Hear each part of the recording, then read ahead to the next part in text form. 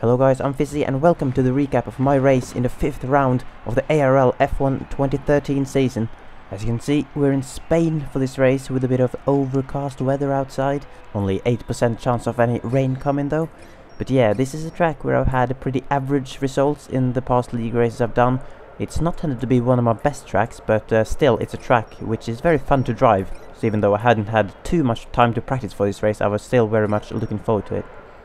And as you can see on the screen, I was currently doing my strategy, and for the first time this season I was going to start the race on prime tires. The reason for that is that my starting position was 11th place. I did actually qualify on the option tires, but seeing as I finished outside the top 10, that gave me a free tire choice for the start of the race. So seeing as I was quite far down the field anyway, I thought I'd just try something different, try a prime strategy and see how we worked out. And I must point out that even though this was possibly my lowest qualifying position so far this season, the qualifying grid was extremely tight. It was well, 15 drivers on the grid, only 1.1 seconds separating pole position from last place. I was 7/10 off pole position, which still isn't that much, but it still only got me P11 on the grid, which to me shows that the field this season is very competitive. So yeah, like I said, unknown strategy for this race, starting on the primes and now waiting for the lights to go out, as they have gone out now. Oh, and as always, remember that the full official highlights for this race will be out later, because it takes a lot longer to edit, but keep watching now if you want to follow my race here in Spain. And as you might have noticed before, getting off the line is not my strongest skill on this game, so I was immediately put under pressure from my teammate Trace92, who's now side by side coming around turn 1 and turn 2. Then Trace had an inside line for turn 3, and there was an incident ahead there. As you can see, there was 3 cars wide on the runoff. I believe it was Krookie who had an incident with SE Racing Team and then collected Randy in it as well. Almost collected me as well, but I was lucky this time. But it slowed me down slightly, meaning Callum was able to go up the inside in turn 4. Now side by side with another car. I believe it's Maisie on my outside now. And another car as well, pressuring me very close behind, coming towards turn 6. I have the inside line, braking a little bit early, but enough to be the first man through it. But then I had an overstay moment, a bit of a back end stepping out of me. Couldn't quite collect it, which enabled Macy to go through up to 10th place. But I wasn't going to give up with that. In the slipstream, Macy coming towards the hairpin, diving up the inside, trying to brake hard enough to hit the apex. I did, but then ran a little bit wide, but luckily got on the power well enough to stay ahead of Macy, leaving him a little bit of room on the inside of that kink, but then making the move stick into the next corner. So yeah, quite exciting first lap to be honest. 10th place obviously gained a few positions due to that incident on turn 3, but then lost out to Callum and Trace ahead as well. Then Trace went completely wide, which meaning I could have a much better run coming through the final corner down the main straight. But unlike me, I think Trace had quite a bit of curse left for the end of the lap, because he was able to get back up to speed and even quicker than me straight away. So it's worth pointing out that all of the 10 cars that started ahead of me on the grid started the race on the option tires, because they had to use the tires that they set their qualifying laps on. Whereas me, Trace, Callum and Macy, and I'm not too sure about Jason, might be him as well, we all started the race with the prime tires. So there was a bit of a mix in strategies going on through the field. I don't think any of us really knew how that was going to pan out. So it was basically a case of wait and see. But for a start, I was pressuring my teammate Trace92, then come towards a hairpin on lap 2. I had a very late dive bomb move up the inside, but completely clean. I think I caught Trace a bit off guard there, because I did make that move from quite far back. I'm not sure he quite expected it, but it did well to leave me enough room, and that got me up to P9 for the time being.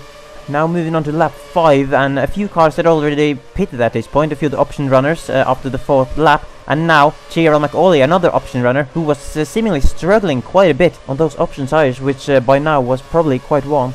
But speaking of struggling, I got thrown off a little bit by that curb on the inside of that quick right-hander, which made me have to contest there and almost threw me into the gravel, but managed to keep it on, only losing it out to Jason, who as you can see did not start a race on the prime tires despite actually starting from the back of the field.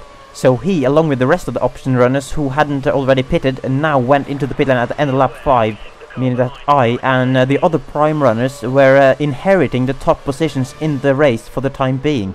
And to be quite honest, I can't remember the last time I was in the lead of an F1 race, even though it wasn't actually the lead, but like a temporary lead. But now I had the chance to do it, as Callum had a slow exit out of that chicane, and I got DRS on him, now going up into the lead on the inside towards turn 1. But then amidst all that bubbling excitement up in my brain from taking the lead in the race, I just misread the braking boards and ended up braking 50 meters too early for the corner, causing Callum to give me a slight tap in the back, which he felt was his fault, but it was really partly my fault as well. But luckily no harm done that incident, but then I would definitely harm myself by just going too wide. I just braked slightly too late and understeered into the gravel on that turn 4. And that was a really annoying mistake to make, because I went off on exactly the same place in the league race last season as well. But yeah, now it was the end of lap 8, and I finally went into the pit lane for the first time, as I had some quicker cars catching up to the back of me, and I was starting to feel quite uncomfortable on the worn prime tires. And crucially, as you might have noticed, that the other prime runners chose to stay out, meaning I now pitted at least 1 lap earlier than them, hoping to get the undercut and close back that gap I lost to Maisie and Callum by going into the gravel. But for now, I had to settle back down into last place, as Randy and SE, 2 of the guys caught up the first lap incident, just managed to get ahead on the exit of the pit lane. But then SE made a mistake later in the lap, which caused him to drop back behind me again. But now in the next lap, and sure enough, some of the other prime runners were into the pit lane, and I had managed to jump ahead of HyperX Callum by pitting a lap earlier than him and doing a good outlap on the fresh prime tires. Maisie, however, chose to stay out for quite a bit longer, because he was actually planning a 2-strop strategy, which wasn't really the best idea, because the tire wear is pretty horrendous around here. But you can see I'm DRSing my way past Randy McScrandy at the start of lap 11 to go up in what was currently 11th place. And this was kind of the thing, by being on another strategy to most of the other cars, by starting on the prime tires, I was now pretty much out of sync with people like Randy, who had made their first pit stop on lap like 5 or 4. Meaning that at this stage of the race they were slower because their tires were more worn out, whereas my tires are quite fresh at this point. So basically, as long as I continue on this strategy, when my tires are fresh, other people's tires are worn, and vice versa. So that made my race a little bit confusing, to be honest, because I wasn't sure which drivers and what position I was actually battling for, looking at the race overall. And I wouldn't really get to know that until I had made my last pit stop of the race towards the end. But yeah, after a couple of laps temporarily in the lead again, I made my second stop of the race at the end of lap 17 to put on the third and final set of prime tires. So it was interesting to see where I was gonna fall back out into the field. You can see lots of cars coming down the pit lane now, down to P8, then P9, then P10, then P11. There's a couple of cars there as well. That is my teammate actually, Trace United 2, but I'm not completely sure if he's made his second stop already. And then SE Racing Team suddenly comes and goes round the outside of turn 1, which was a great move from him. But I was still just ahead of Randy McScrandy actually, which was quite crucial. But you can see how tight the field was at this point, seeing as I dropped from first place down to 13th just by making a pit stop. But now there was just an orgy of cars having an unprotected bang fest around that corner. One of them was my teammate, and a bit of a bad communication between between us there, because the Trace wanted to let me pass, but then I didn't know that until I actually went round that corner, so which is why I didn't go up the inside to begin with. But coming onto the main straight now, HyperX Callum was gonna be put under pressure because he was the only one in this train of 4 cars without a DRS there, which as you can see he got mugged by both me and SE Racing Team coming into turn 1, and I managed to hit the apex nicely to make the move stick on Callum. And I believe Callum at this point had already done his stint on the option tires, because that's how he was suddenly ahead of me again, despite me jumping him in the pit stops earlier in the race. But now then, another lap, another DRS zone, another overtake, despite SE Racing Team going defensive towards the corner. My DRS speed advantage was too much for him to handle. Then at the end of lap 21, some of the other cars then out of sync in terms of strategy with me, as I said before, and struggling a bit more than me on the tires at this particular point of the race. And TRL McAuley now, the car ahead, and as you might remember if you watched the Bahrain highlights from last week, you will have seen that McAuley was battling for the win in that race, until I was quite unlucky and unfortunately couldn't get that done. But now, could I get the overtake done on him? Going into turn 1, braking marginally later than him, and getting on the apex, making the move stick nicely, despite McAuley trying to hang on. And then at turn 9, Jason went wide on the corner, just like I did at the start of the race when he went past me, meaning I was right on the back of him going into the hairpin. Jason went slightly wide, I hit the apex nicely, outpowered him on the exit, side by side into the king, but he left me room and I managed to power ahead. And then on the next lap, the 2 Saubers were having an all-out scrap just ahead of me. Confidence and Maisie side by, well, very close together, going round turn 2 and into turn 3. but I had a much better exit and used a bit of curse. I'm gonna go on the inside of both of them. Coming into turn 4, did not want to lose any time stuck behind these guys. I braked nicely, hitting the apex, but then Contadins kind of turned into me a bit and ended up spinning into gravel due to those weird side pod glitch physics that you sometimes see on this game, unfortunately for him. But I think that was a pretty good double overtake, if I might say so myself. I certainly enjoyed pulling it off. And as you can see, as I'm getting passed by some of the front runners now, because at this stage of the race, my tires are starting to wear, unlike these guys who are passing me. HyperX Callum actually left the race, but I had already passed him, hadn't I? So I don't think that really mattered too much for my finishing position at this stage. And now, with 6 laps to go, I decided to make my final pit stop in the race. I forgot to use all my curse before I went to the pit lane. I think I did that on one of the other pit stops as well, but that was because I only decided at the end of the laps that I was gonna pit, because every pit stop in this race I pitted a lap earlier than what I had actually planned. But now then, I was the final car out of everyone to make the final pit stop in the race, so wherever I ended up now is where I was in the actual race. And SE Racing Team coming down the straight just as I was exiting the pit lane. And just like earlier in the race, he ended up sneaking just ahead of me into 8th place. So yeah, 9th place is where I was now, meaning I had currently gained 2 positions on where I started, because I started in 11th of course, but at this point I was on the option tires, whereas everyone else were on the primes. So at least, unless these tires wear off really quickly, I had the advantage on the cars ahead of me.